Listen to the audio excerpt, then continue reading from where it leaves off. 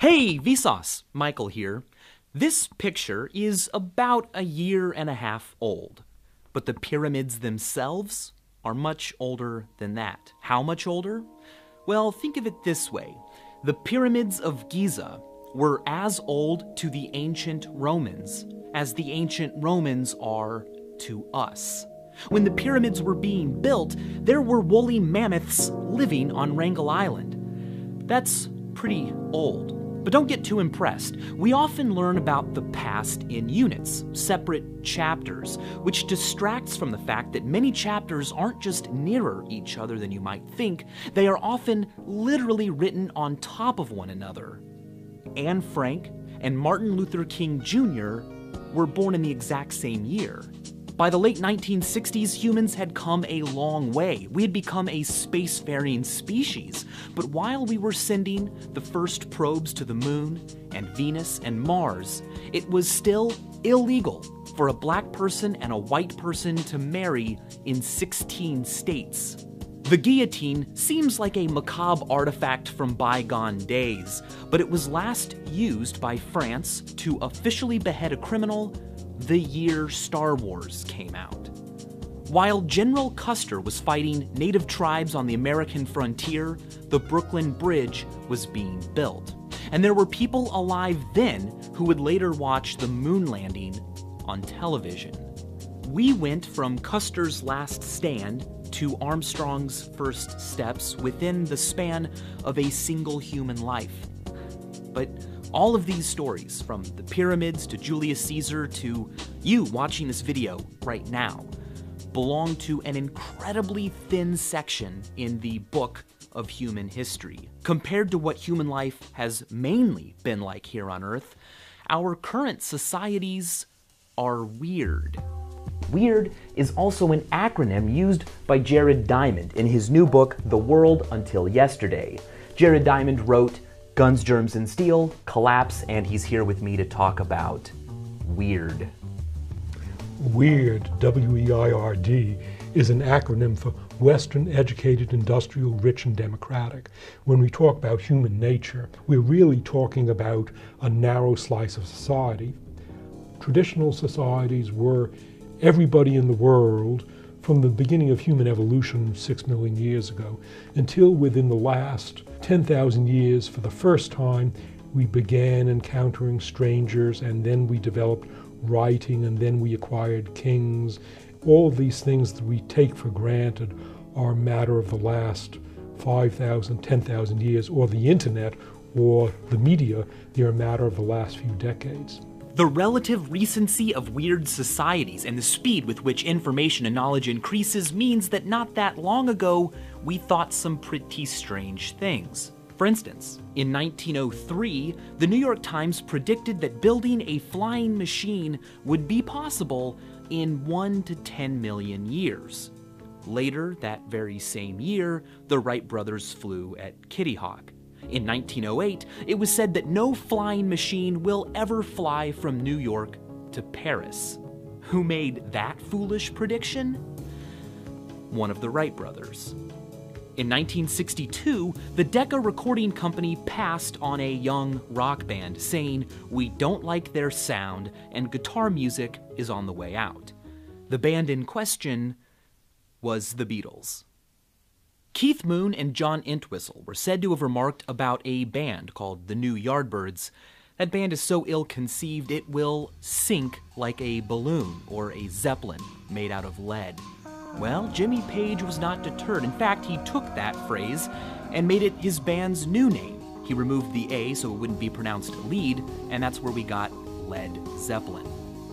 There is evidence the Nazis weren't entirely convinced Earth was a globe we lived on the outside of. Instead, they figured the Earth's continents were actually a lining on the inside of a hollow concave surface with the stars and moon and planets in the middle. Seriously. As the story goes, Dr. Heinz Fischer was sent to Rugen Island to spy on the British. Now, the curvature of the Earth would have made this impossible, but thinking the Earth was shaped like this, they pointed their telescopes up at a 45-degree angle. Needless to say, the experiment didn't work.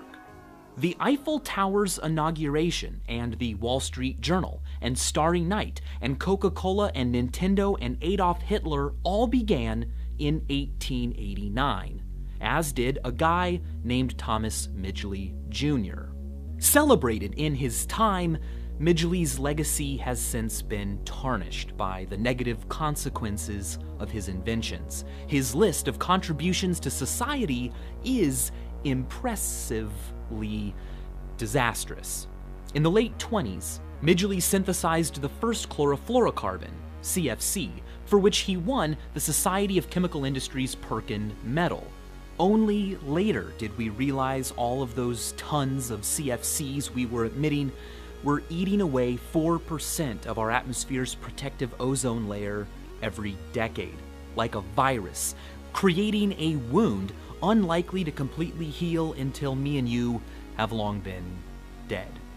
In the early 1920s, Midgley discovered that by adding tetraethyl lead to gasoline, engine knocking could be reduced. The American Chemical Society gave him the 1923 Nichols Medal for the discovery.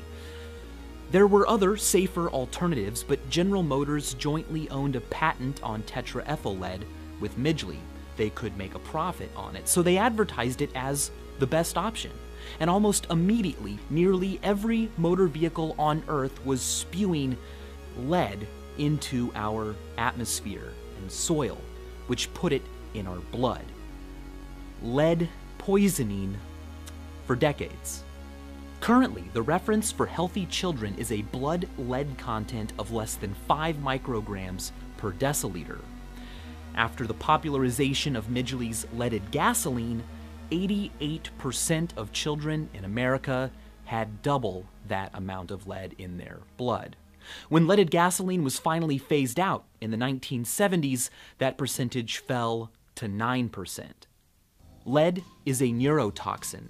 Even light exposure, like that caused by Midgley's invention, can cause a decrease in intelligence and an increase in antisocial behavior. Fordham University found that in young adults, the best predictor of delinquent and violent behavior is literally the lead content of their blood. Chillingly, the rise and fall of violent crimes by juveniles in the 20th century tracks significantly closely with the rise and fall of lead in their blood when they were preschoolers all over the world. Historian J.R. McNeil remarked that Midgley had more impact on the atmosphere than any other single organism in Earth's history. Midgley's final invention was even worse. Well, for him. In 1940, he contracted polio. To help his friends and family lift him from bed, he designed an intricate system of ropes and pulleys.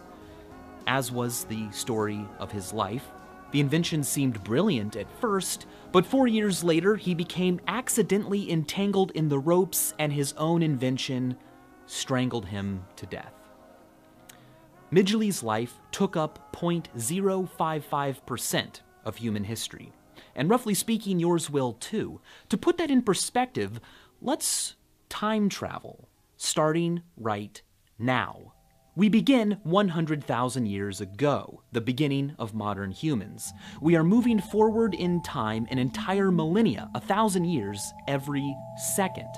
As you can see, not much is changing. Our modern world will briefly flash at the end. That's all it is. That's all it's been. So be careful not to miss it. And as always, thanks for watching.